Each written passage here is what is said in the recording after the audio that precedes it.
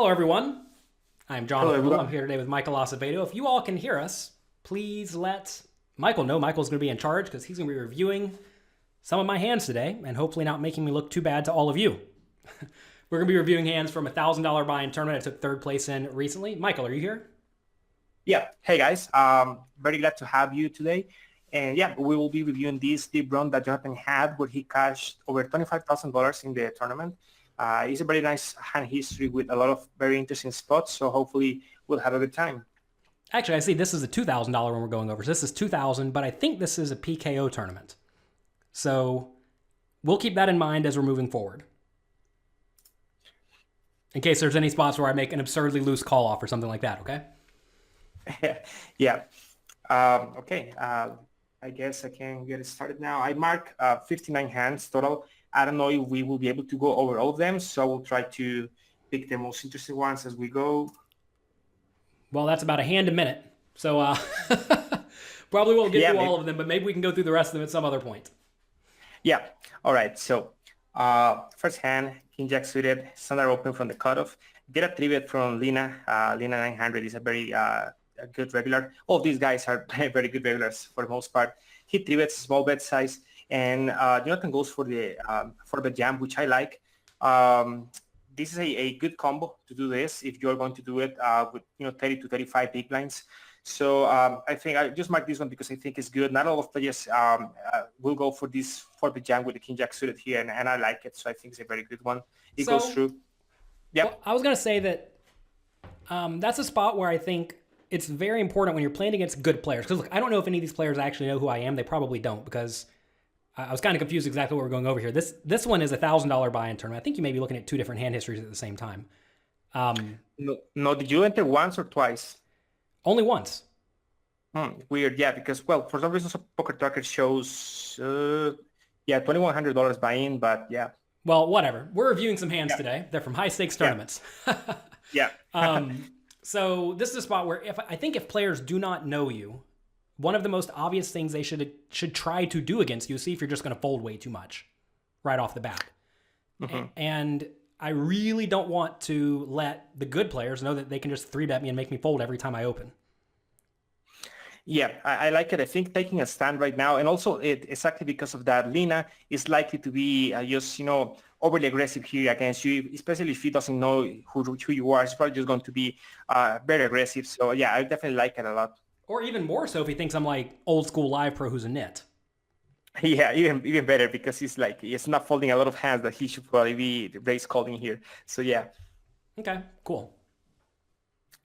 Okay, next one. Okay, this 6-5 flops on the button. Again, standard open here. Big blind calls. Get a pair board, and you go for the C bet, small bet size, and then you fight. Big blind check raises you. You call, Well, and so so the hand. well, I have a Yeah, question. I have a question so far. So should we be going even smaller on this flop? yeah, we can mean bet the flop. That's one thing, and another one is that I'm actually a fan of just checking this board a lot, even with a hand like this one. It's good to just sometimes check back and turn the nuts when the 8 or the 3 comes, right? The not straight. So when you check back, sometimes with the straight or here, your opponents might be overly aggressive, thinking that you will never check back here something like 6-5. So I'll be probably always continuation betting my 6-5 suited when I have a backdoor flush draw. So 6-5 of hearts, diamonds, and spades, because you can turn much equity when you get check raise, right? You can expect the big blind here to check raise you a ton, because he's just going to have so many really strong hands. And in fact, if we look at the PioSolver simulation for this one, which I have right here, um, going to the range explorer, and we can just select something like quads, full house, and trips to see what play has what. And if you look at trips or better for each player, here we're looking at out of position. His range is 10%, 10.6% trips or better. And your range for the button is only 6.9%. So 6% hands is trips or better. So given the big blind is going to have such a massive polarization advantage here, range advantage here, I think I'll be inclined to just be checking back a lot here. And if you look at the GTO simulation, PioSolver agrees with just like 80% checkbacks in this flop, and something like 6-5 suited, you can just mostly going to be checking here. But the way I would like um, to mix this up is probably just taking the 6-5 and always check it and be betting a little bit more frequently with some of these to build a call when you have slightly more equity. But that's just a small, I just need kind of nitpicking. But in fact, I wouldn't be always betting with this combination, or pretty much any hand really wants to always bet here, except like, the very good trips. Well, so slow down, leave that there. I have a question about this. What are our bluffs in this scenario? Because one thing it's nice to look at is your exact hand we had, but also like what else are we actually betting here? And if you look at this, it seems like we're actually just betting kind of like a smattering of overcards as bluffs. Yeah, and a bunch of stuff like, Queen 5, Jack 5, 10 5 that, have some backdoor gotcha, backdoor flush draw equity, or just some airballs, because in fact, since the big blind is going to be playing so aggressively here, if you bet small, he's going to be check raising you like, 30% of the time, which is insane. And you can expect these guys who are very good online regulars to be this aggressive and even more if they expect you to overfold against the check raise. So you can just bet small frequency here, or just bet no more than 20% of the time, check back 80%, and just be a little bit more polarized with my bets. And just some stuff that is fine to bet fold, some stuff that can bet call a check raise. But if you look at all of these hands, over pairs, super happy to just check them back, and then you play passively, play a small pot. No need for you to get in 40 big blinds at any stage here with just one pair. Okay, good. I think this is a spot that I think a lot of people mess up, myself included, and we probably just bet here too often.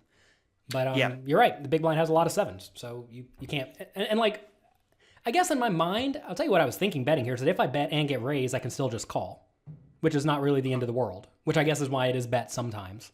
But it makes sense to check it back too, because when you check back the flop, you're always calling a turn bet. And then you're going to have a lot of bluffing spots on the river. Exactly. Yeah. Okay. Call again, and then the river will break, he jams, and we just fold. So if he checks river, I'm probably all in, right? Yeah, if he checks river, we'll probably just bluff it off, yeah. One thing you'll learn from studying these GTO spots is that when you have the nut low on the river and your opponent checks, well, you probably just need to go for it. Yeah, absolutely. Okay. See, next one.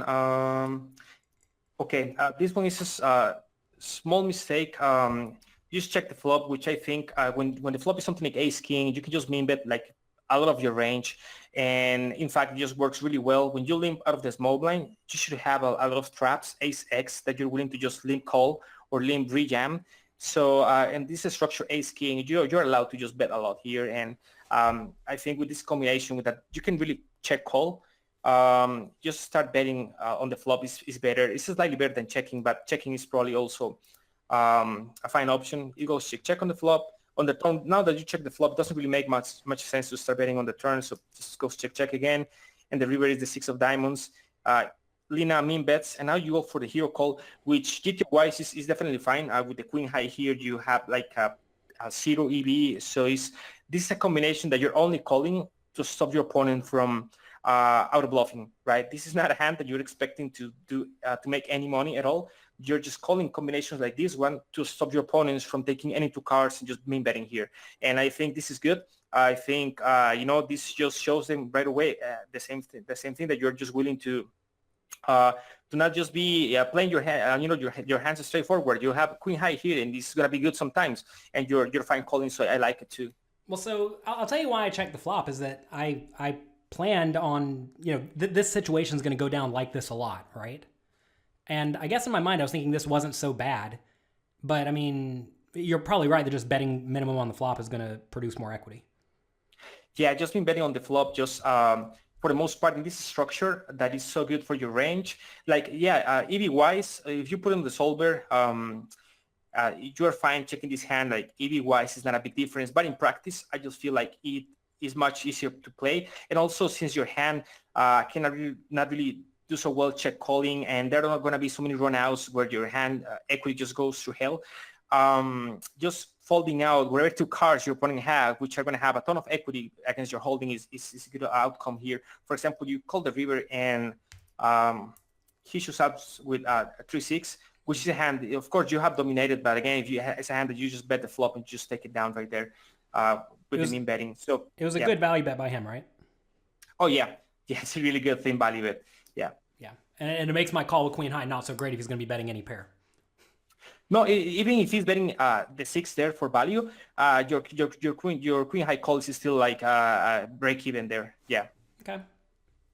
Yeah, the GTO simulation also accounts for him being this wide with his value bet. So yeah, it's still good One thing I would against a player like this. Yeah. one thing I would say that in live poker, I think in that spot, you're going to find that a lot of people are going to be really unbalanced with their river strategy, where they may only bet minimum with good hands, or they may just bet with only an ace or a king, which they probably don't have all that often, or a lot of their bluffs.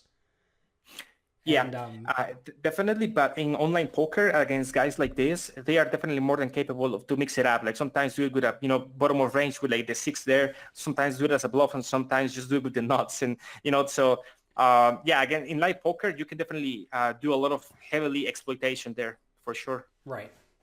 And so I'm always trying to approach this from people watching. They're not playing high stakes poker against the best players in the world. They're playing quite often smaller medium stakes games. And I just want to make it clear that in that spot on the river, sometimes the hero call is really easy, and sometimes it's probably a fold, and you have to pay attention and figure that out.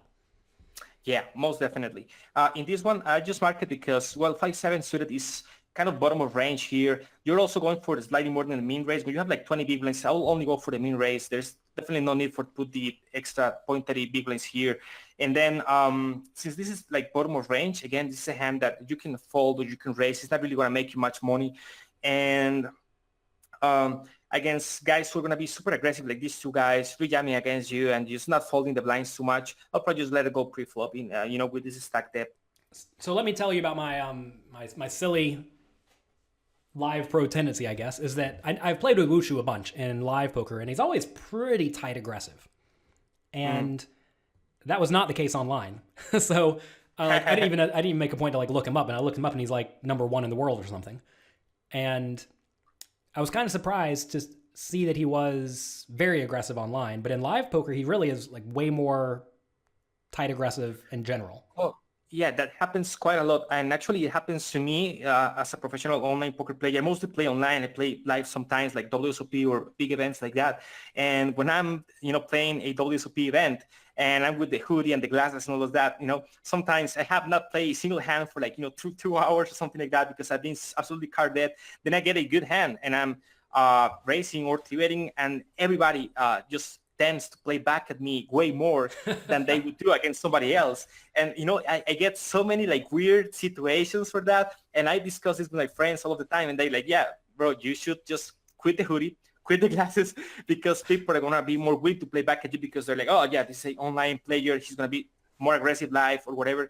But it's not the case. In fact, I actually play way more conservative live as well than online. And people just, figure out the opposite all the time.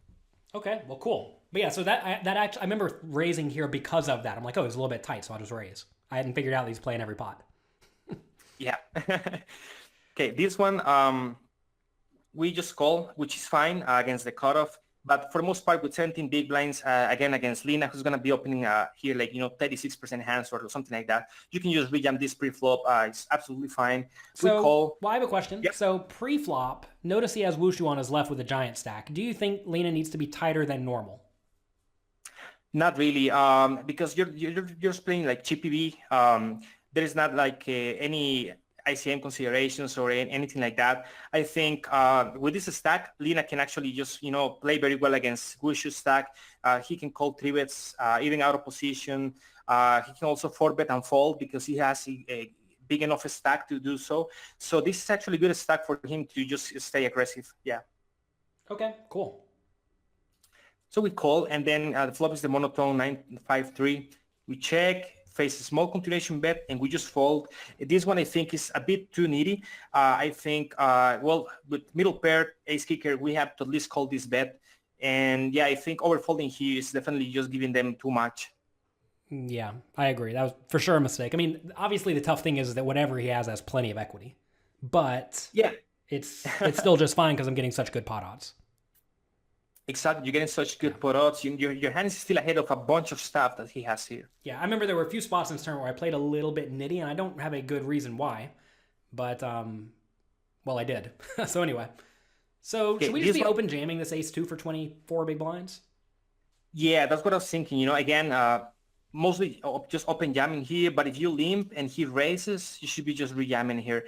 Check calling, limp calling again is not my favorite with this hand because the hand is just gonna flop horribly, right? But you have good blockers and you have okay equity when you get called. So limp re-jamming or open jamming, both are my top picks here. Just limp calling, definitely not because of how badly this hand plays post flop. Now you check call and you get what is probably one of the best flops you can hope for that doesn't have an ace or a 2 on it, right? Or like the straighty cards. So 3-3, 8-8-3, just super dry board. He's going to have a bunch of like queen highs, jack highs, 10 highs, whatever, 9 highs that he isolated from the big blind.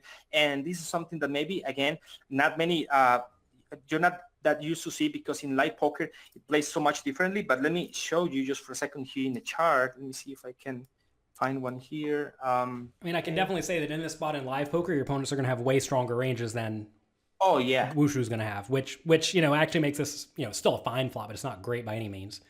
But yeah, I remember there were a few spots kind of in the beginning to middle stages of this tournament where I just played too tight and I was very annoyed at myself. Yeah. Online, you can expect him to have a lot of this offsuit trash portion in the range that definitely you won't see many live players have. But here he's going to have a bunch of 10 highs, 9 highs sort of hands, high, low, offsuit, not really great hands. And then in a board like this, ace high is just pretty good. And I would have at least be check calling this one again. Yeah, this was definitely a mistake. Yep. But okay, and this one is fine open. Again, you're going for more than the mean raise, which again I'm not a fan of. Again, I know that live it works much better. Again, to have a slightly better than the mean raising.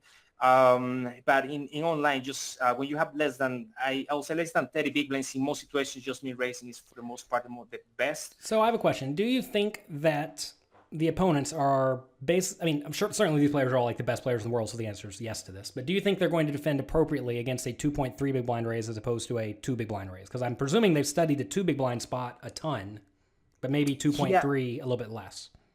The thing is that even if they're rejamming the same amount of hands, because there's going to be so much pre-flop play at this stack depth that your bottom of range opens lose so much with these extra 0.30 big blinds that you're putting into the pot when they are rejamming, even if they're just rejamming correctly. And even if they are not adjusting, you're still losing a bit too much from the bottom of your range. So you should be forced to play a little bit less hands, which in turn, reduces your expectation.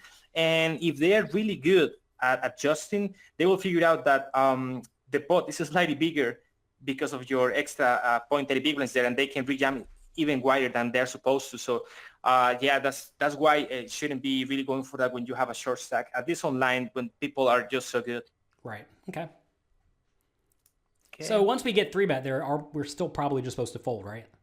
Yeah, we're supposed to fold. Even if you're getting like a really good price, where are you just supposed to fold? Yeah. This one. I should probably just rip it in pre-flop, right? Again, yeah, exactly. Same thing. Just rip it in. One thing that I am always a little bit hesitant to do is make these big all-ins. And I see this from like a lot of online players. Or I'm sorry, a lot of live players. They just don't make gigantic shoves. And I say gigantic. I mean, it's not actually that big because when you shove, you win 2.5 big blinds, right? Which is a lot. Yes, a lot. But I see where you're coming from because live, I avoid a lot of these spots. Like, if I'm playing live, I have ace 4-0 and, an okay player limps from the small blind. Whatever, I'll just probably take the flop way more often than online. But online, I'm more inclined to just rip it in because, your players are in average going to be better. So if the spot is plus EV and you can pick up the pot, which is like 2.4 big blinds right there, is really good for you.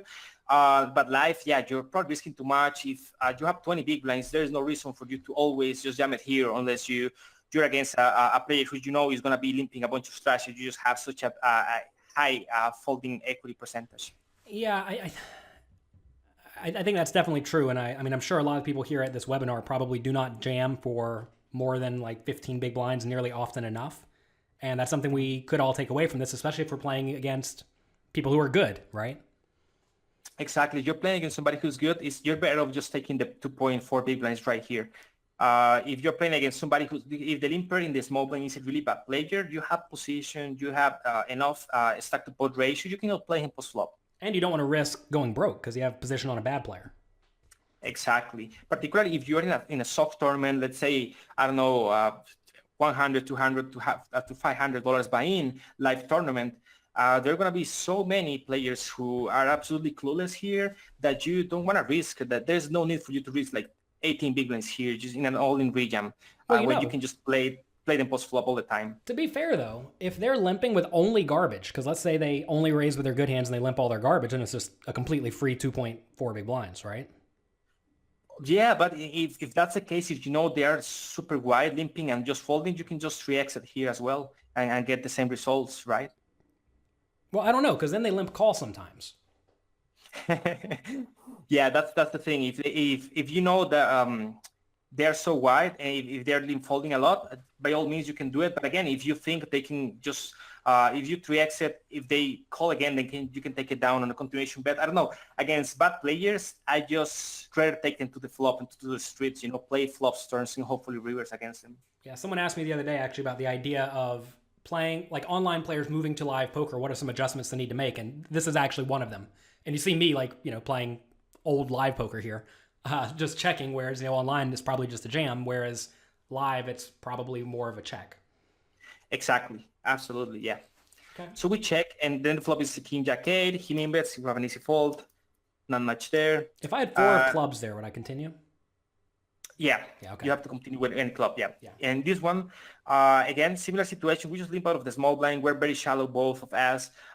We can start off here with just a bet. Min bet. Try to take it down there. So whenever we limp small blind, are we just min betting like just every flop basically? Not every flop. But you get to bet a lot. Now, this one is better when you have a club actually in it. I like checking here when you don't have a club most of the time, but you can also bet. The fact here is that even against min bets, even good players, it's very difficult to react against aggression, right?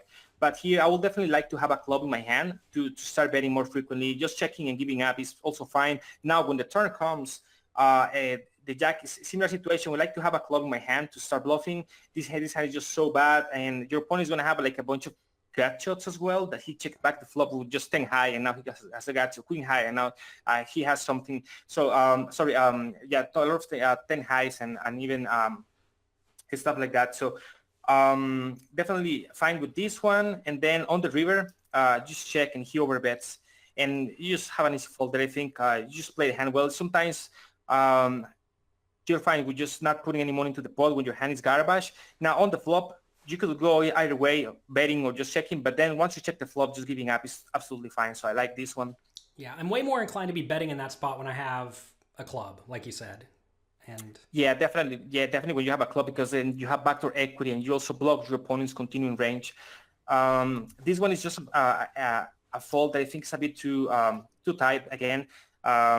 King 7, I think, is bottom of range here. King 8 should just be an open. Again, particularly when you have such good players, you have a king blocker. This is much better than opening a suited connector because it blocks your opponent's rejamming range. And now this is a hand that if you flop like a good pair, you could probably go with it on the flop a lot of the time. Yeah. So one thing I've been working on doing is adding stuff like that to my range in those spots. And that's a little bit counterintuitive for a lot of people. I don't think a lot of people were raising the King 7 suited from the hijack seat. Up until just recently, because those aren't thought to be very good hands yet. Like you said, the blocker is apparently more relevant than a lot of people think. Exactly. When you have a stack depths between 15 and 20 people and something like this king blocker is much better. I already have King 8 suited than 9-8 suited for sure here in this spot. Okay. And we're min raising there. We're not jamming, right? Yeah, exactly. We're just min raising.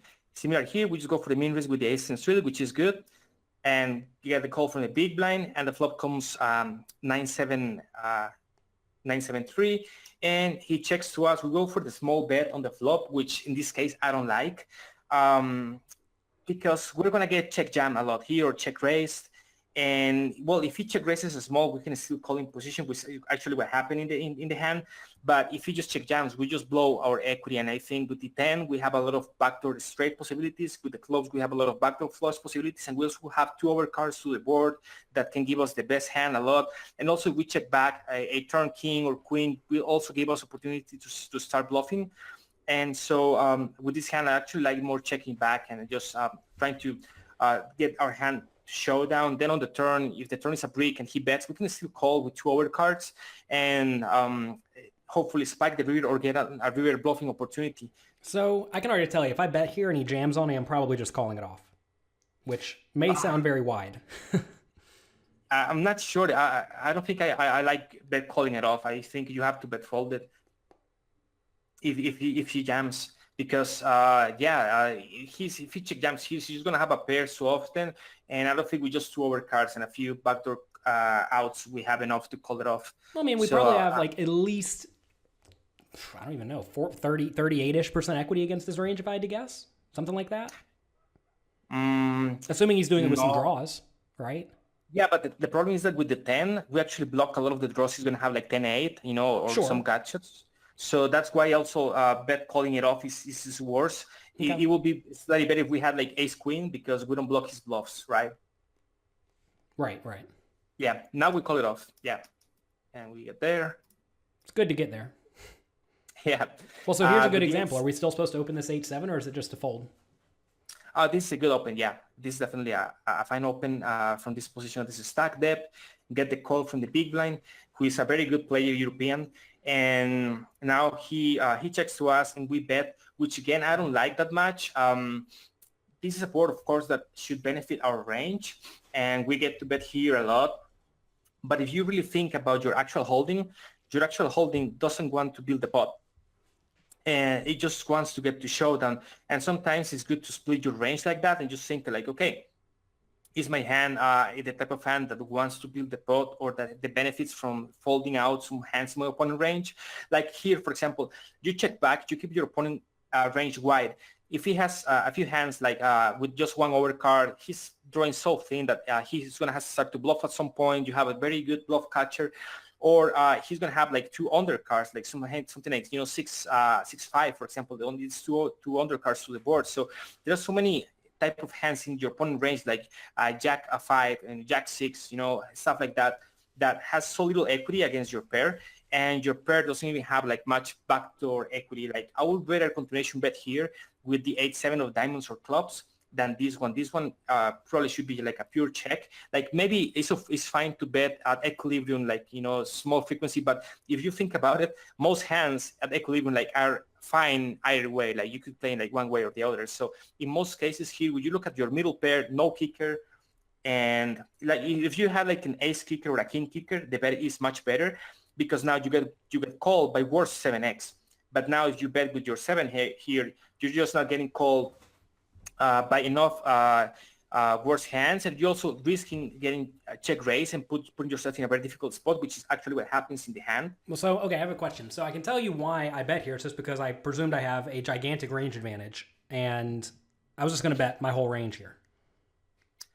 Yes. Despite that, we should still take the obvious marginal made hands and check them? Yeah, exactly. Just there are some hands that you can definitely want to be checking here. So let me I have the GTO scene for this one, so we can take a look to what our actually in equity we have like 60-40 equity advantage, which is of course massive. And then if you look at this, you can just go ahead and just bet your entire range. But again, sometimes hands like this, if you just sometimes hands like this, you're just gonna get in such a very difficult situation when your opponents are very aggressive, and you're just fine just taking some of those and just checking them back. But yeah, see betting your entire range is definitely fine. And if you look at hands like this, they are like indifferent EV wise, bet small or check, right? Pretty much indifferent. And they can be checked sometimes here. So what you can do here is just take hands like this and just check them. So I mean, like, when, it makes sense to check the hands like pocket jacks down to a 7, right? Because all those really don't want to get raised. Yeah, exactly. But so like in terms of just playing a very easy strategy to play, I mean, look at this. It's betting everything, right? Or close to everything. Yeah, just betting everything. In terms of the GTO simulation, if you look at the GTO simulation, you go with just bet everything, and that's definitely fine. But again, we're talking here about when you're playing against very good players and you're gonna be putting yourself in some difficult situations. I think is there some worth here? If you look at these hands, tens, jacks, the EV on all of these hands is so close that you can be fine just checking some of those back, and then you can of course check back pocket queens every single time. But yeah, for simplicity, probably just bet in range. But I'm fine just where did the table go? Well, I was going to say that in tournaments also, there's a whole lot of value in not losing your stack in any individual hand, right? Yeah, exactly. And I don't know, but when you know that these guys, they're going to be playing so aggressively against you, there's some merit to just, checking back some of this. Yeah. In practice, if it is me, I will just probably bet range in any king high, queen high, like disconnected board like this. But there is some merit in just thinking about your actual hand sometimes and being like, okay, my hand doesn't really want to build the pot. Just check it back sometimes and be safe. But yeah, not a big deal here. Well, so I always say at pokercoaching.com and the homework challenges we do each month, you all know me. I'm always harping on check your marginal made hands. And this is exactly where this is. But the question is it's tough because when you do have a giant range advantage, well, like the simulation just showed, it can't be bad to bet everything. But if you're going to check something, this is it. Exactly. Okay. If you're going to check something, this is it. And then pocket nines, pocket tens, pocket jacks, all those hands do so well, again, checking back. And then you can always check back every single time, like pocket queens, for example, here, right? And you're going to be very well protected in that case. And again, both is small. You have 30 big blinds. You can always call a turn bet. And it will be very difficult for your opponents to push you off your equity. Now, if you bet this hand, and this is the matter of the fact where I wanted to get to, you have to call it off versus the check raise every time. Like we're not folding. Okay. I already know that. If you know one thing about me, I don't like folding. Yeah, I've seen that, and that's pretty good. Like being sticky is important. Bet folding too much equity is something that you definitely don't want to do. All right. So he checks now, and this is a very good check because now the ace connects so much better with your check raising range. Like it would be weird for him to be check raising too many ace highs, right? He's mostly going to be calling those. So now that you decide to bet call your hand, betting small like you did and turning your hand into a bluff is really good. Now he goes for the check raise again, which I actually find funny. I remember this. Like, what in the world is going on? I didn't plan on folding this hand, yet here we are. Yeah, there aren't that many. Bluffs that he can have here, because now he's putting so many chips in the pot. Like if he has a flush draw or he has a semi bluff here, he'll be overcommitting himself. So it's a very weird situation. The bluffing combinations here are weird stuff like king five, could he have like jack 10 of clubs and just be willing to call it off? Yeah, that's a hand that definitely will make sense here. But yeah, for the most part, I think his range is something like queen deuce, stuff like that, So can you go back to the solution that we had, assuming I do bet flop like I did, and let's just take a look at how this plays out, right? Yeah. Okay, so am I supposed to be checking or betting the turn? That's the first question. When he checks, you're supposed to bet here sometimes, but again, mostly checking, yeah. Okay, so just check it back and try to get to showdown, because it's a marginal made hand, right? Exactly. But we just go back to the same principle. It's marginal made hand. We're trying to get to showdown. And then our range here, we have a bunch of king X, right? So even, and with the same, we just have enough showdown value. If you look at his range, let's look at him. Well, I was going to say that I would have presumed that I could be betting wider in this spot, just because I would think the ace is just a million times better for me than it is for him. So that would have me very well protected. Like I thought I was never going to get raised here. I can tell you that's what I was thinking, right? So if I'm never getting raised, I thought it was pretty free to bet. Then he raises. Then he goes ahead. Yeah, then he goes ahead. You bet small, and he goes ahead and raises you. Well, so he's actually raising more than I thought he was supposed to raise. This is 15%, 16% of the time. That's actually a lot, right? Yeah, it's actually a lot. This is like, for example, hands like this, like pocket deuces, seven deuce, a queen deuce definitely makes sense for him to have. Just a bunch of nuts seven, if you look at it, right? Yeah, if you look at it, it's just so many really strong hands. And the bluffs, like the pure bluffs, are like, some flush draws. And it's very difficult for for him to have like, just a pure nothing here, And so, I don't know, feels like with your 8-7, Yeah, just check and again, make life easy, right? you mostly want to just make your life easier. Yeah, again, just think about your actual hand strength, and then you have like a bunch of ace-x that you're super happy to bet on the turn when check to. And in terms of bet sizing, the solver actually likes to bet bigger now after he check raises because the turn is such a good card for your range. Right. Well, as I'm betting less often, I'm betting with a more polarized range, right? So when you're betting polarized, usually you do want to go big. Yeah, but if you're betting with a whole lot of like middle pair, though, then you want to be going smaller. Yeah, but your middle pairs now want to check back a lot. Correct. Right. And see, I was when you just showed me it's supposed to be check raising 15% of the time, it was very surprising to me. I figured it would have been like none. But clearly that's wrong, right? And that's why I screwed up, because I didn't understand the spot well. Yeah, in his check, when you call the turn ace comes, his check is really good. Like as you can see here now, right. His range just wants to check now. Yeah. So his check is really good. I guess that you probably want to bet small and try to get a free showdown. But against guys like this, if you start overdoing it, it's definitely gonna they're gonna put you in the spot a lot of the time. Right. And that's also why I wanted to just get back to the flop. If you are unsure, if you have a hand that will be in a lot of trouble if you start betting from the flop against an aggressive player, don't do, even if you have like the range advantage or whatever, just you can be safe, be fine, and checking back all of those hands. You're not like dropping tons of expected value, and that's something that is really important. If we go back to the GTO simulation, right? EV wise, right? Look at 8-7. So the EV of betting small is 38.29, and the EV of checking is 37.69. Which is basically the same, but in exchange, you don't go broke nearly as often. Exactly. So in tournaments, if you're playing cash games, the chips value is directly proportional to the dollar value.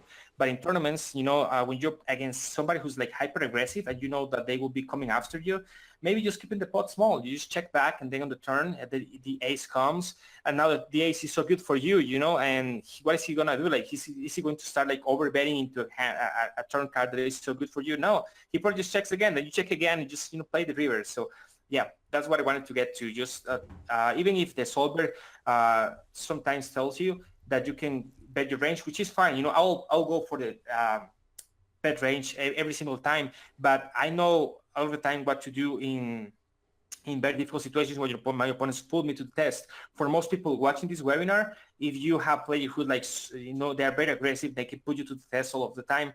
Maybe being safe and taking your, most marginal hands that don't really benefit here, like this 8-7 with no backdoors, and check it. Yeah, so let's take a second. 1 second. Go back to that, please. I want to show you what, like in theory, he should be check raising with, because, like you said, so say that you bet 13, and now, I mean, like look at all the stuff he's supposed to be raising with, like 9-6 and 10-8. Like a lot of people in live games are not raising any of that. And, good players will, and I like presumed he would, which is why I was betting this, planning on not folding it.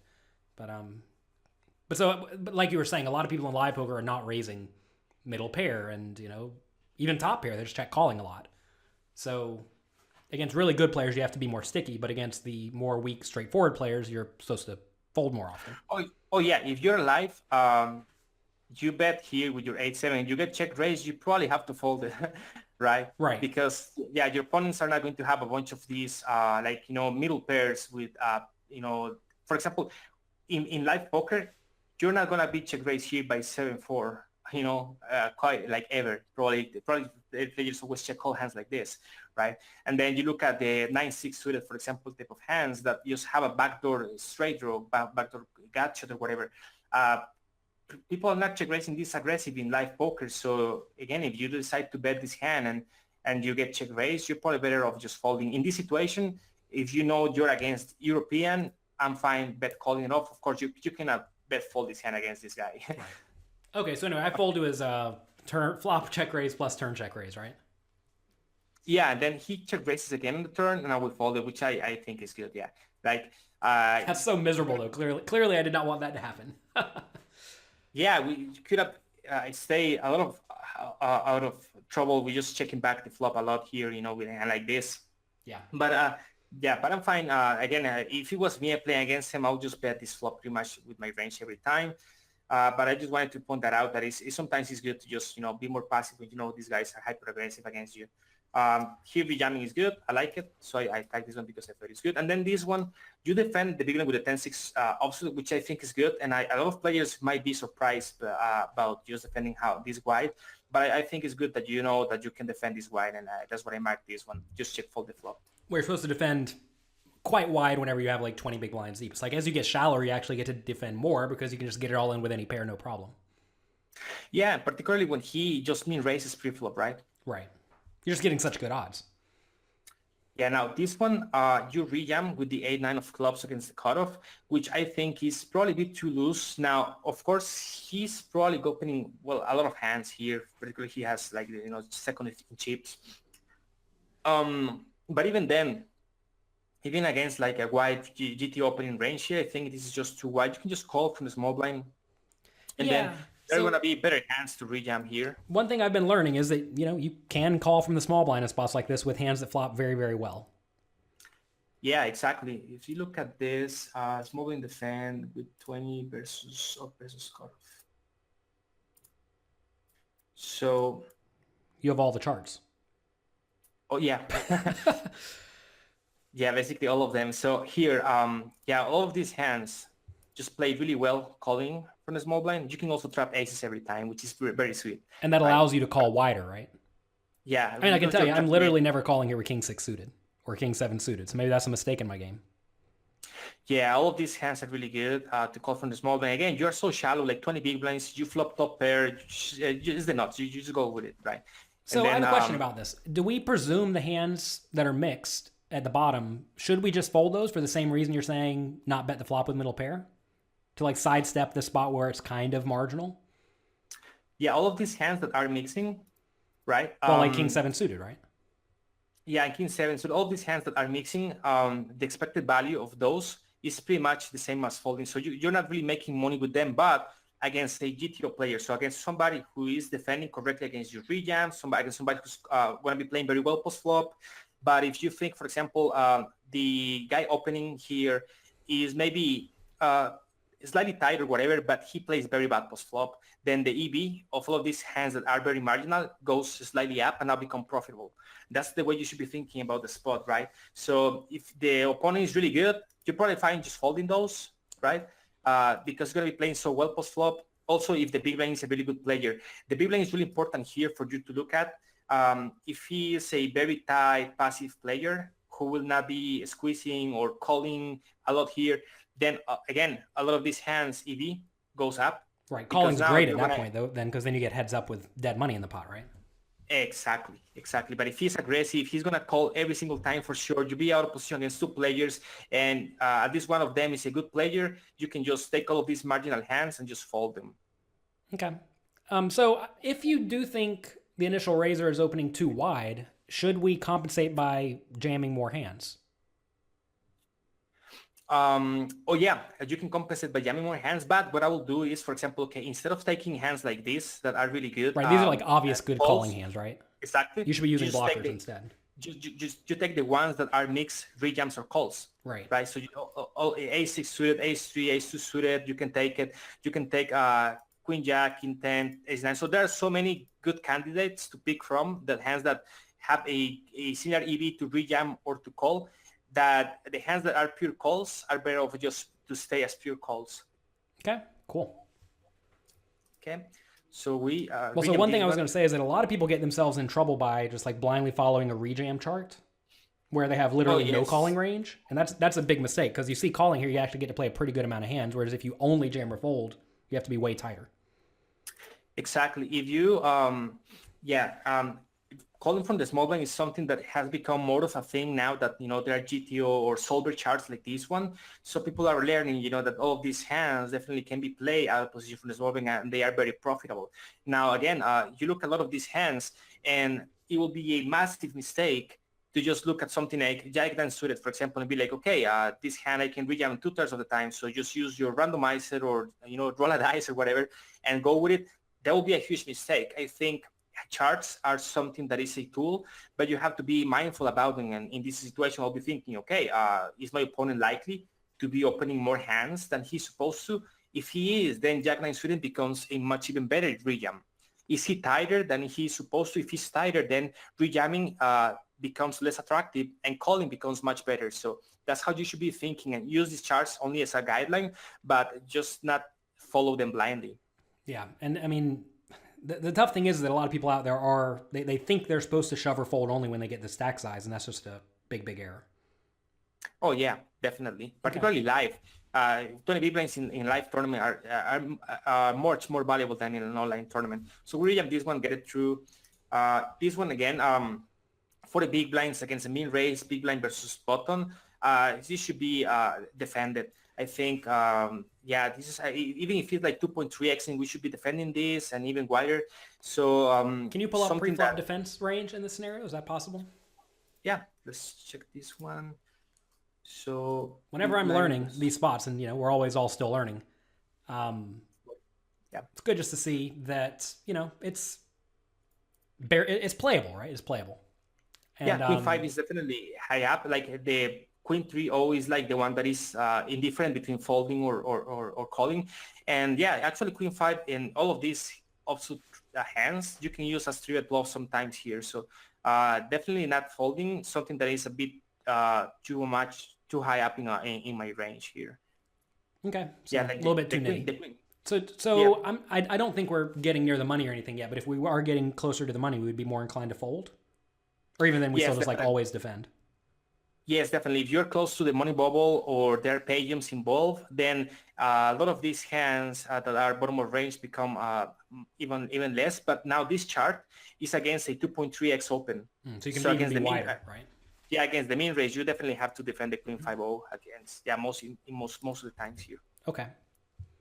I've always shied away from the big card, little card. I guess if anything, I should be turning him into a bluff.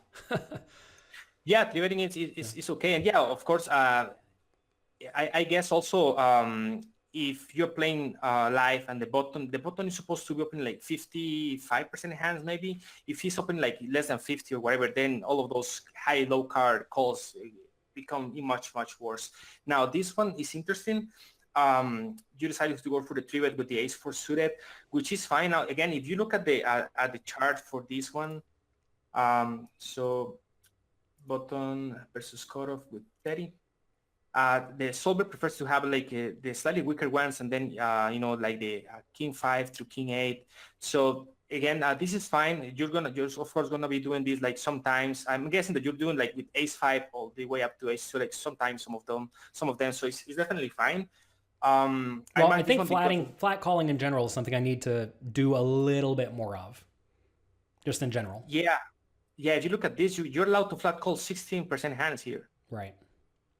So yeah, if you develop your range in a way where you're activating some of these hands, all of these hands make much more sense to flat call. So for example, flat calling in position, of course, ace 4 and ace 5 is much better than flat calling ace 2 and ace 3. So that's why this becomes slightly better 3-bets, because this will play better post flop on the flop.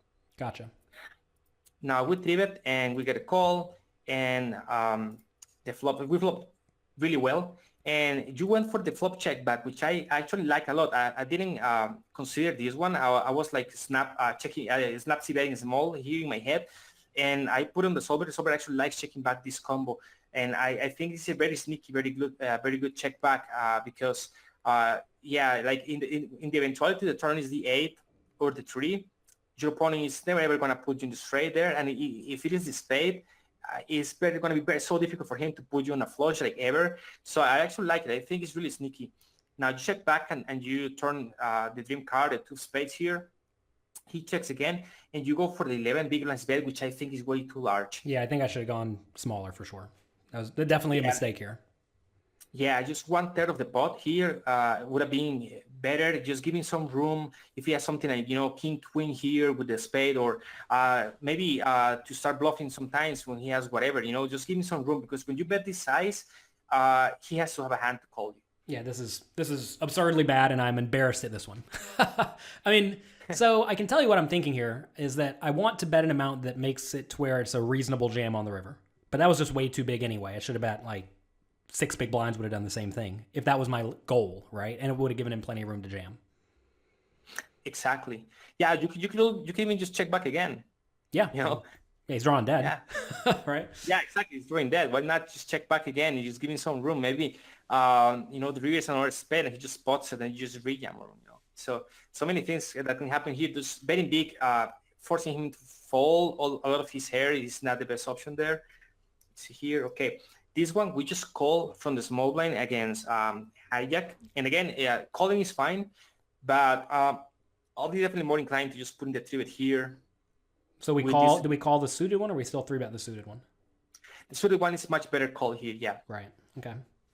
Yeah, because we're 3-bet folding the king queen suited is kind of a disaster here with you, but you can 3-bet fold this combo, king queen O.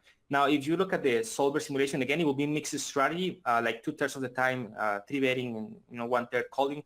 But for the most part, this works much better as a 3-bet, and then I'll probably just always call the suited one.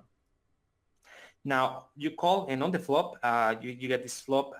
You check he bets, again, very small, and you just check fold, which I think, again, is a mistake. Yeah. We have 2 overcards and a heart. Yeah, so with the heart, we just cannot fold here. We should be like sometimes check raising and at least calling more often, most of the time, but not folding this one. That's a tough spot because like he's gonna have ace king and ace queen sometimes, which is it's like really bad for me, right? But at the same time, we're just getting good odds and we have backdoor equity, so yeah, that's too tight. Yeah, at the same time, he also has like a7, and he also has a bunch of like jack 10, Right. So yeah, just against his whole range, yeah, sometimes you'll be dominated, but and also you have a heart, so sometimes it's gonna hold check bet heart, check, and then you bluff, right? I think the problem that I have, or at least I was having in this, is that people are raising slightly wider than I am probably used to from live poker, which is not an excuse, but I can tell you it's probably the logic here is that they're just raising wider than I would expect people to raise, and inevitably that means I need to be defending a little bit more than I'm defending. So if anybody else has that same problem, keep it in mind. Yeah, like with 60 people in here on the hijack, this is the range that you can expect a good online regular to be opening. Yeah, that's pretty wide, right? I would not expect people to be opening ace 8 offsuit or ace 9 offsuit here. Yeah, they are, right? Yeah, exactly. So against this range, and he's probably just starting for that bet size, he's starting very, very frequently here at this board. So you have very good equity against his betting range here. Right. Yep. Okay. So 2 nitty. Stop being a nit. Okay, this one is interesting. Yeah, it's the hand that you mostly want to be checking back at this stack depth with the king 7 offsuit. Sometimes bracing pre-flop, but it's fine. Against the min-bet, easy call. Turn, he pots it. We're still not folding our second pair here. And then the real we make 2 pairs, and he pots it again, and we call. Now, I was interested to see if this is a value shove, GTO wise in the river, and it is, because he's supposed to be taking this line with the stuff like ace queen that he just limp pre-flop trapping, right? So if he has ace queen, ace jack, stuff like that he will be potting here. But the thing is, in practice, when you rejam here for pot, he probably always folds those combos, right? Well, so I only have 20 more, so it's not actually pot. It's only half pot. Yeah, well, he's potting, right? So he's potting. Right, he's potting, and then my shove would not. Yeah, okay, I hear you. So this is one of these spots in tournaments where I'm like way less inclined to go for the value shove, but well, it goes back to the idea that we mentioned before that going broke is quite terrible, and if I call and lose, I still have 20 big blinds, which is fine. Exactly. So again, if you put this one in the solver, let me see if I can have it right here. Flop is king 8, ace diamonds, king of diamonds. So yeah, this is again a situation where you can go out against GTO because you have the wrong diamonds in here, just so you know. Oh. I don't know if it matters all that much, but whatever. No, it's another one. There are 2 ace king. They kept putting out ace king 8 for me, I guess. Let me. Okay. Just get this screenshot because I have it on my secondary computer. I have a whole computer running different simulations. So, there's 2 different ace king 8 flops. So just let me get this one. Here. There you go. So well, you did still the diamond's wrong, but whatever. That's okay. We'll just look at this one. It doesn't make that big of a difference, probably. Oh, yeah. Okay. So with king 7, we just have to rejam here. Even 8-7 is a shove, it says, which is... Yeah. I'm quite surprised to see the 8-7, given he could easily have 2 pair here, right? Yeah, he's easily going to have 2 pairs and straights here with 6-5. So it's surprising. It actually surprised me. I was when I saw the line, I was like, man, he's spotting it twice. Can we go for the value bet here? And GTO wise, yes, you can. He's supposed to call you off here with ace jack and ace queen type of hands with some frequency. But again, if you have to value your tournament life here, and when he takes this line, I think in practice players will be more biased towards having 2 pairs or better, and if he has 2 pairs with an ace, he just have us, completely dominated here. So I like you're just calling here a lot, yeah. Okay. Okay, we're just calling. He had a complete airball. Yeah, not so tight. Yeah. So this one, okay. Well, this is kind of a similar spot to what we had earlier, right? Yeah, we'll for the continuation bet on the flop. Again, similar situation. Like Queen 7-2 or whatever it was earlier. Yeah, exactly. Similar situation. You go for the small bet. Now, again, in this flop, I actually like betting bigger here or checking back this combination here. So actually, I have this one again on my other computer. So I'm just going to take the screenshot here. So from a theory point of view, what is the purpose of betting bigger on this board as opposed to Queen 7-2? Is it just the fact that we have all the good aces in our range and he may be missing some of them? Yeah, exactly. So like I'm always trying to teach my students like the principles behind why we're doing what we're doing, right? So they can replicate it. Because I mean, nobody's looking at the solution while they're playing, right? So they have to have ideas for why to bet big. So what is the principle on why to bet big here? Yeah, okay. Let me I should have saved this one in your computer, but let me just take another screenshot and bring it over here. So, okay. Multiple computers. You're living the dream over there.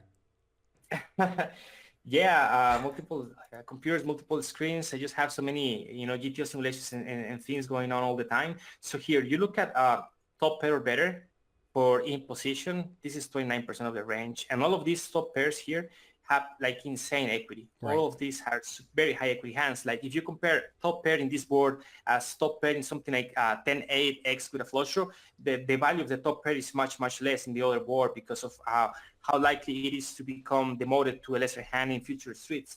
Now here, the top pair is going to stay the best hand in future streets much more often, and that's why it has so much, much better equity, and it's so much difficult to outdraw on the top pair here. Now, if we look at so I would almost think that's a reason to bet smaller, though, because if your opponent doesn't have top pair, they're just nearly dead. So why is that a reason to bet bigger? Yeah, I'll get. This is a really good talking point. So here, okay. Well, let's talk about this, and then we will talk to everyone about this package we put together for them. Oh, right. After this. Yeah. So why are we betting big on Ace 9-2 as opposed to Queen 7-2? Yeah. Okay. If you look at this for out of position, his range only 16% is top pair or better. Like almost and none. Equity wise, yeah. And all equity wise, all of these top pairs have a lot less equity because they're up against stronger top pairs a lot of the time, right? Mm-hmm. Also, so again, comparing here, IP has 29% of his range, and now it makes combined they have 89% equity compared to 79% equity. So what happens here is that the way you make money in poker is with your good hands. Right. There's no way around it, right? So you make money when you have good hand. Now, when you have a much better hand than your opponent so frequently, right? What you're trying to do is you're trying to build the pot. You're trying to put as much money as possible. So you want to bet big. And here with like 40 big blinds effective that we have, our geometrical bet sizing is going to be 2/3. So we want to go bet, and be all in by the river. And with giving our range, giving so much of our range can do that, is willing to do that, or has so much equity advantage against our opponent, we get to bet for 3 streets and put all the money in by the river at a very high frequency, right? And he's just not going to fold his top pairs either, right? Like that's kind of the point here is that if he has an ace, he's not folding and he's screwed. He has to, yeah. If he doesn't want to be, if the big line doesn't want to be run over, he has to call some of his top pairs by the river, right? So he's gonna be forced to call it off with like ace 10, ace jack, whatever. Sometimes, even though those calls maybe don't really make him a lot of money, but because if he folds the river every single ace every single time, then you could just take any two cards and go bet every single time. So the idea here is that your range dominates your opponent so much that when you bet small, yeah, you get him to fold a bunch of trash. That's fine, but you're not extracting as much value when he actually has something that could call for 3 streets. Right. Okay. So that's good. That makes sense. When they have a hand that's good, but they're just not going to fold, and they have some of them, you just might as well make the pot big so you can get in by the river. Yeah. And if we were shallower, would we still be betting big? Like say we had 20 big blinds, would we still be betting big, or then we're betting small? If you have 20 big blinds, the geometrical bet size is like 50% of the pot. So you just reduce it. You don't have to bet 2/3 because then you end up with a weird stack to pot ratio by the river. So what you do is, again, you just lower your bet sizing in a way that you can bet around the same amount across 3 streets. All right, excellent. So I'm going to tell you all about a very, very nice package that we put together with content from myself and Michael discussing GTO, mostly shallow stack stuff that has to deal with tournament situations, because you're usually not so shallow in cash games. But Michael is the GTO master. He wrote the book, Modern Poker Theory. So check that out if you have not. It's an excellent book. I learned a whole lot making it. And at Poker Coaching, I'm doing my best to hire the people who I want to learn from. And, well, that is exactly Michael. All right. I made you a presenter here. So it should be, yeah, I can see your screen now. All right, good. Let's get to it. So for those who do not know already, Michael has been working for Poker Coaching for quite a while now. And, we learned a lot today. I mean, I learned a few things, right? You need to be opening a little bit wider pre-flop, defending a little bit wider. And, there's a whole lot more that we can teach you. So we put together the Mastering GTO Short Stack Play package featuring some content for myself and for Michael. So I'll show you what all we have. Lesson 1, short stacked strategies, discussing, maybe when to go all in a little bit too often. And also, using our GTO charts we have at pokercoaching.com to learn how to play well in lots of those scenarios. Also, GTO short stacked adjustments. Adjustments, like Michael said earlier, is where you make a lot of your money, because especially in live poker, people are not playing the GTO strategy. I've actually been playing around with some of the GTO training apps recently, and like some of the ranges they have for the opponent is just not accurate for live poker. And that's going to have you making mistakes if you are not adjusting correctly. Next, shallow stacked post-flop play. As we see, it's very, very difficult. I do my best to explain some of the more common scenarios, and also rejamming strategies. I love rejamming. 2 of my World Poker Tour titles I won purely because my opponents folded way too often to rejams. So if they fold too often to rejams, I will show you how to crush them. Next, for Michael, playing in position versus the big blind. Tell us about this spot, Michael. Is this one, this is clearly a spot that comes up a lot, right? Oh, yeah. This playing big blind versus in position is the bread and butter of poker. It's the situation where it's going to happen the most frequently. Somebody raises, then the big blind who already has money invested in the pot is going to come along, and then you play post flop. So learning how to play correctly as the in position player against the big blind, or as the big blind against the in position player, is something that's just going to happen so frequently that you have to master this first than anything else. It's all about doing your best to realize your equity from out of position in an otherwise bad scenario, right? Yeah, exactly. All right, and if you all have questions for Michael, type them in, because we're going to spend a little bit of time going through what you all want to go through. So next, not just how to play from in position, but how to play from the big blind, right? The other side of the coin, because this is one of the most difficult spots, because, we just showed that scenario where usually you're in pretty bad shape, and quite often you will be in bad shape. Next, playing out of position is the preflop raiser. So this would be when you raise and someone in position calls, right? Yeah, exactly. This one, when you raise, let's say from early position, middle position, then the cutoff for the button calls, and you have to play out of position as a preflop aggressor. In this situation, what happens is the situation is very different from that of the big blind, because when you're playing in position against the big blind, you have the tighter range. The big blind is going to call with a wider range. But now when somebody calls you in position, he is going to have the tighter range. His range is going to be narrower, and now he's going to connect much better in different flops. So you're going to have some sort of range advantage, because still your range is going to have much more of the stronger hands like aces and kings that the in position play will mostly be three betting. But now his range is really narrow, and it's a range that connects very well on the flop. So all of these will bring a lot of different situations and possibilities that you have to be able to face in order to play profitably post-flop. And so, spoiler alert, I guess you do a lot of checking, right? Yes, you have to do a lot of checking, and the situation reverses. Just now you are the player with a wider range, so now in some boards you just have to play passively. Yep. So, from an exploitative point of view, do you think that we should still just be continuation betting a lot against most people? Like, putting out a third pot continuation bet in live poker? Do you think that's still probably just the right play? Or do you think we should be doing a whole lot of checking? I do think we should be doing a lot of checking still, because actually, and even if you want to exploit people when you're playing out of position against them, when they call you, the best way might be to actually just check your entire range, right? Because when you check, more often than not, they just take a stab at the pot, they will be betting, and then you get to check raise. And I think that's probably a better adjustment. If you just start to bet small, again, unless they are very passive and very bad, if their range is strong, they're just going to have a lot of easy situations to call and then outplay you on the turn a lot of the time, even if they are like not so great. Just because of how strong the ranges connect with the board, is going to be difficult for you to play against that. All right, great. So make sure you check out this. Again, you can get access to all of this right now at pokercoaching.com/GTO. So head over there and sign up. Also, final table ICM strategy. Ooh, different topic than the previous ones that were more like nuts and bolts. These are the common scenarios. Now you're going to be analyzing hands, a 3-part lesson where you go through hands that many strong players played at the final table of the W Coupe tournament. So did you have fun with that one? Yeah, in this lesson was so much fun. I reviewed the final table of the 5K W Coupe main event 2019.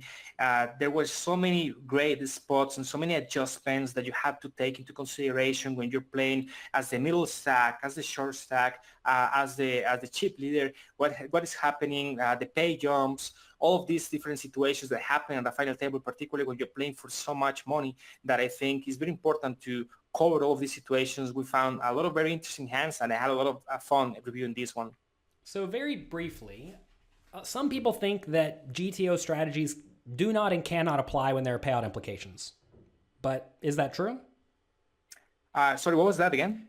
A lot of people think that you cannot use any GTO related concepts, like you can't use the solver at all if there are payout implications.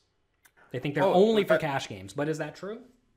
No, that's absolutely wrong. Well, GTO solvers actually have a built-in ICM feature, which you can use, incorporate the pages and see how the equilibrium strategies will be affected given the different pages that are going to be available. Now, if you do the work correctly, and just by analyzing what is going on in a bigger sense, you can actually do these adjustments by yourself without even the need of software, just by looking at the table distribution and how likely is it for the shorter stacks to bust before you when you have a middle stack. All of these things, you don't really have to put everything in a solver. But I already did a lot of that work, and I was able to extrapolate a lot of good concepts that you can just apply right away at the table when you have the situations in front of you.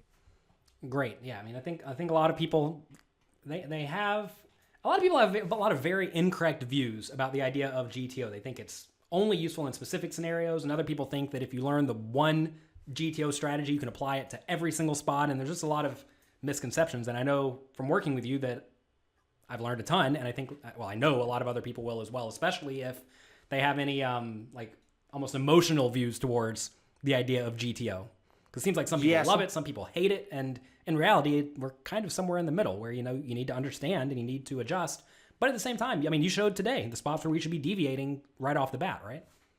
Exactly. So I've devoted most of my poker career to study GTO in poker, right? And a lot of people think or seem to think that if you learn GTO, you are gonna be playing this robotic style, and it cannot be further from the truth. Just in this very class that we just had, I showed you many spots where you want to deviate from theory, and how do you want to deviate from theory. Now, understanding the equilibrium is good, because once you know it, then you're like, okay, this is what the equilibrium looks like, and now depending on my opponent tendencies, I can deviate, towards this or toward that. But if you're clueless about what the equilibrium looks like, then it's of course going to be more difficult for you to exploit your opponents, because you don't have the starting point. Yeah, a good example of this was today when I had the 8-7 on the Queen 7-2, and I got double check raised. That's a spot where I did not understand the equilibrium strategy at all for my opponent on the turn, and that resulted in me messing up, right? And if you don't understand these spots, you're going to be screwing up, and if you screw up, you're losing money. And especially when you're playing strong players who are like the best in the world, well, you're losing money whenever they're playing better than you, right? Mm-hmm, absolutely. That hand was a lot of fun, and those things happen all the time. It happens a lot of time, a lot of the time, and to my students as well, where they go like, the solver says like, raise here every single time, or you call here every single time. Like, but sometimes you can just save yourself a lot of trouble if you deviate a little bit from the equilibrium strategy, if you know how to do it. Right. And then also, if you go to pokercoaching.com/GTO right now, you get the 15 and 25 big blind. We call them implementable GTO charts to make life easy for all of you, because I know from talking to all of you that you have a really difficult time whenever ranges are mixed. So we kind of did the mixing for you. They're not perfect GTO charts, but they're very close, and they're way easier to use than splitting up the ranges. So we have all of that available for you today. The Mastering GTO Short Stack Play Pack, $99 today, but you can actually get it for free if you sign up at Poker Coaching Premium. There we have over 800 hand quizzes, 130 video classes, 70 coaching webinars, some from Michael, some from other world-class players. I actually hired Michael because I know he is the GTO expert, and I also hired Faraz Jaka recently and Jonathan Jaffe, who I think are two of the absolute best maximally exploitive players. So you have all points of views and logic. That said, from listening to Michael talk today, it's obvious that you're really getting out of line and exploiting your opponents too, right? Like, that is what good poker is. Absolutely. You will be leaving so much money on the table if you just try to, follow charts or to follow the GTO solver, just, plugging in some bet sizes and some ranges, and then looking at the GTO solution and be like, this is the right way to play. Sometimes it's not good enough. You're just going to be leaving so much money on the table. And a lot of these guys, a lot of the coaches that Jonathan hired, these guys are really good at doing that. So, it's a lot of value right here. Yeah, for sure. Also, we have 45 challenge webinars where we discuss breaking down your range and how to develop implementable strategies across the board. Loads and loads of other courses, and we have a 30-day challenge that hundreds of Poker Coaching Premium members just completed. They all learned a ton, and now you can access it completely on demand. Go to pokercoaching.com/GTO right now to check it out. So, Michael, have people typed in any questions on your end? Yeah, there are quite a bit. Well, why don't you pick a few of them, and we'll talk about it for the next 15 minutes or so. Let me see. So, okay, somebody asked, when was the tournament played? That tournament was played in January. I was at the Party Poker Live series in Party Poker UK. It was actually a good series for me. I cashed for, I think, $16,000 in a $1,000 tournament live. I think I won about $45,000 online, so it was actually quite a good run. Despite my complete lack of GTO play and my small errors here and there, or some big errors here and there. So it was last month. It was very recently, yeah. Okay. What are the percentages that are showing new question? I'm not sure where those percentages. There are many questions. So scroll to the bottom of the questions, because some of these might have been asked a little bit earlier. So scroll all the way to the bottom and see some of the recent ones. Sorry if we don't get to all of your questions. I'm sure there are like probably hundreds of them on Michael's end. I don't have them in front of me today because Michael's the presenter. But that's okay. Yeah, there's so many. Okay, how do you decide if you should play more GTO or exploitative? Is GTO better for online, or should you always play a combination? Yeah, we're just talking about that. A combination is much better.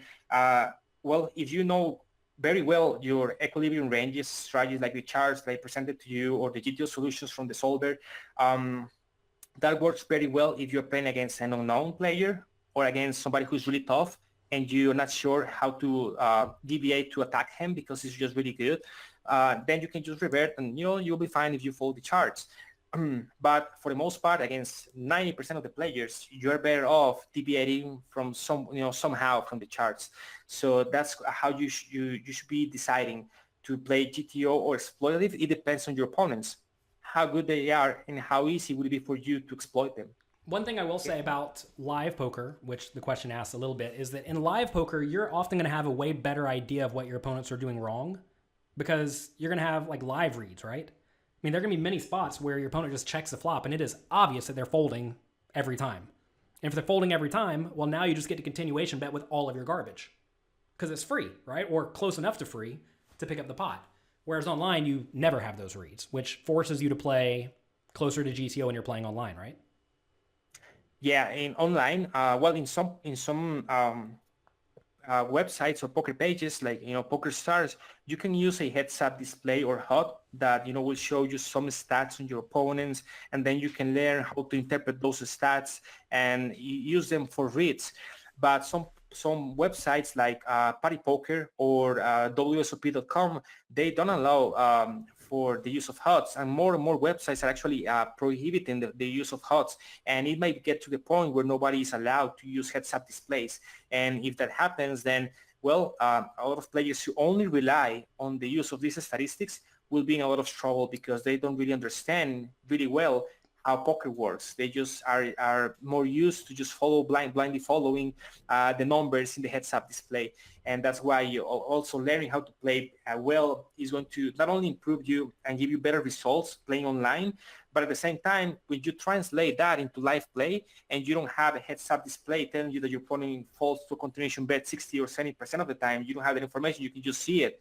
You can just pay attention to your opponents and it will be very easy for you to adapt. Okay. For sure. And I mean, to be fair, this is going to, I guess, make me sound not so good, but I do way better when they let me use my heads-up display because I'm good at exploiting mistakes, but I'm certainly not the best GTO player in the world as we saw today. But we're doing our best to get there.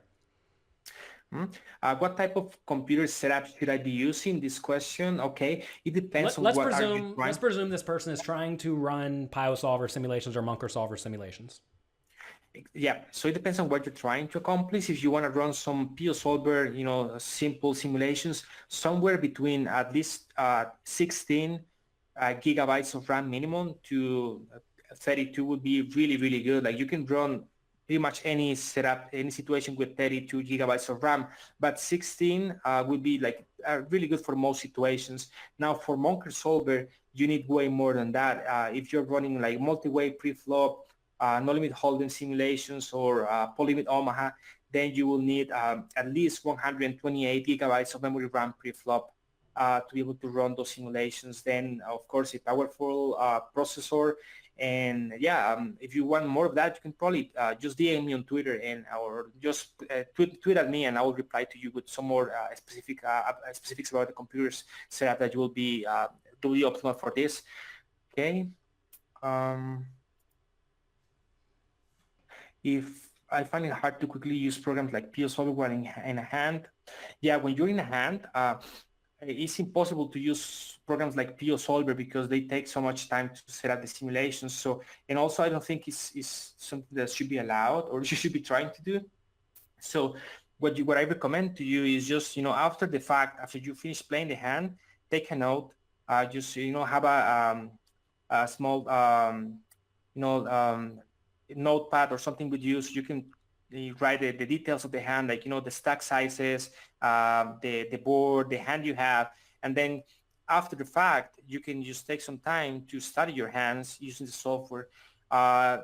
a lot of coaches like me, I do coaching about how to use solvers like that, stuff like that. So if you're interested, also you feel free to message me on Twitter or something at GTO Poker, and I'll be more than happy to just maybe help you, getting more proficient with the solvers and stuff like that. I think a problem that a lot of people have is that like they will reference a, let's say, pre-flop chart while they're playing, right? But you can't really reference the simulations for flop, turn, river, etc. while you're playing. And a lot of people, that bothers a lot of people because they want to know the answer in game, right? But in reality, I think a lot of the value from the solver is not how to play this very specific situation, but the principles that come from it, which is what we were talking about earlier, right? Like on ace 9-2, why are we betting big there as opposed to big on queen 7-2?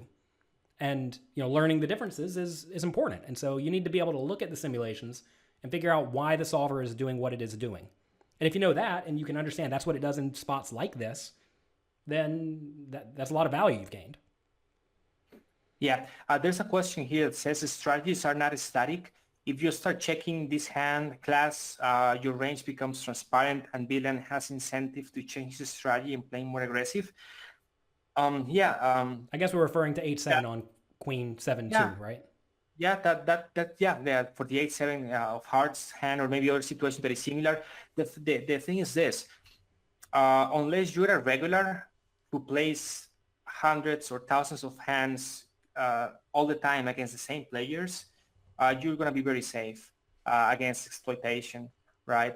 If you're just playing, your home game like in weekends or, at your local casino or whatever the weekends, or even if you go to WSOP and you play the entire summer, it's almost impossible for anyone who you meet there to exploit you unless you're like being super obvious in every single hand you play. But again, when you plan to check some hands, like in the 8-7 hand, you also check back stuff like pocket queens, for example, that will be protecting your range. But again, doing that also requires some practice. The idea of doing some exploitative play like that is when your opponents are either more very, very aggressive or very, very passive, then you can go ahead and do some changes like that. For example, there are some situations where your range wants to be split. Your range actually wants to bet some hands and check back some hands. But if your opponents are so passive that they never ever check raising the flop, you can get away with just betting into cards and just bluff every time and check back your value hands. So there's so many things that you can do that are exploitable and exploitative against your opponents if they are not aware, or if you're not going to be seeing them very often. Great. All right. I think a lot of these messages are thanking us for our time and saying how much they appreciate us. So thank you very much for all the nice comments here. This is really, really nice. The table was not for Max. It just changed because it was the tournament didn't have too many players, too many runners, and that's why we also had so many good hands, because a lot of these hands were against some of the toughest players in the world. And yeah. Well, that's why I actually played that. I kind of went to that tournament stop so I could play online, and I knew there was an online series going on, and I purposely wanted to play small field events against the best players in the world because I wanted to get good content. And turns out we got some good stuff. Yeah, you get good practice. Like these guys will put you in spots that you will not find that frequently, particularly in live tournaments, like the check raise on the queen 7-2. Like I've never been double check raised there in my life.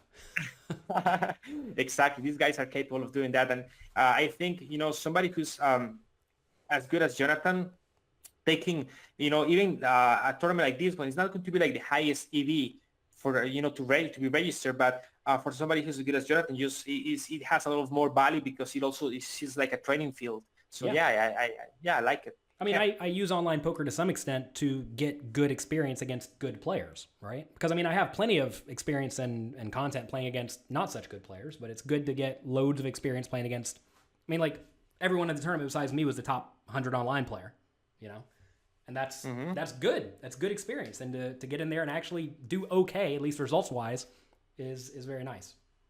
Yeah, you play against all of these guys and you finish third in the tournament for like 25Ks. Good practice. Yeah, good practice. I'll do that every week.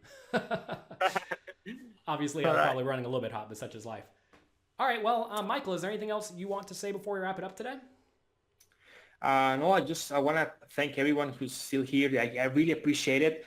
Your time is very valuable, and thank you so much for joining us in this webinar. We also have like a couple of webinars a month for for poker coaching. So if you want to grab all of the advantages from being a premium member, I'll see you there. I've been doing like for a few months now 2 webinars a month, just including top-notch content every time. So well, hopefully I can see you here more a lot of the time. So cheers. Yeah, and if you all want to see the rest of these hands, I'm going to try to have Michael do it if he'll do it as one of his webinars, because I'll take private coaching sessions whenever I can from the best players in the world. Yeah, there's still like half of the hands from this review, and there are some really crazy and interesting ones left. So maybe we can do finish this one for pro poker coaching members. Yeah, well, good. Next webinar, go ahead and get it locked in. That's what we're doing. Perfect. All right, cheers. All right, well, good. Thank you all very much for being here. Like Michael said, we greatly appreciate it. We realize you could be doing all sorts of things, but we are glad you decided to spend the day with us. If you want to get lots more content from Michael and get access to the live webinars like this, where he's going through some of his hands, some of his students' hands, some of the best players in the world's hands, check it out at pokercoaching.com/GTO. And if you just want access to this short stack GTO pack, well, there's loads of great content there that by the time you're finished, you will know how to play all of the most common short stack spots. And if you want to win at tournaments, you sure better know how to play short stack spots, because that's where you're going to be a lot of the time. So, and if you want to talk to me or ask me something, you feel free to tweet at me at GTO Poker, or you can also find me on Instagram. Either way is fine. So thank you very much, guys. Cheers. One great thing about Michael is that he is available to help all of you. I mean, that's what I try to have all the poker coaching coaches do. I don't work with unresponsive people. So message him on Twitter at GTO Poker, and also check out his book, Modern Poker Theory. It is a fantastic book. If you are, well, even if you're a great player, you're going to learn a ton from it. So it's great for players of all skill levels, and by the time you are finished, you will be significantly better at the game, and you will understand what GTO is all about. And that's good. We're trying to help all of us get better together, and a huge thanks to Michael for helping that happen. So thanks again. Cheers, guys. Bye-bye. Good luck in your games, and we will talk to you next time. We'll see you at pokercoaching.com.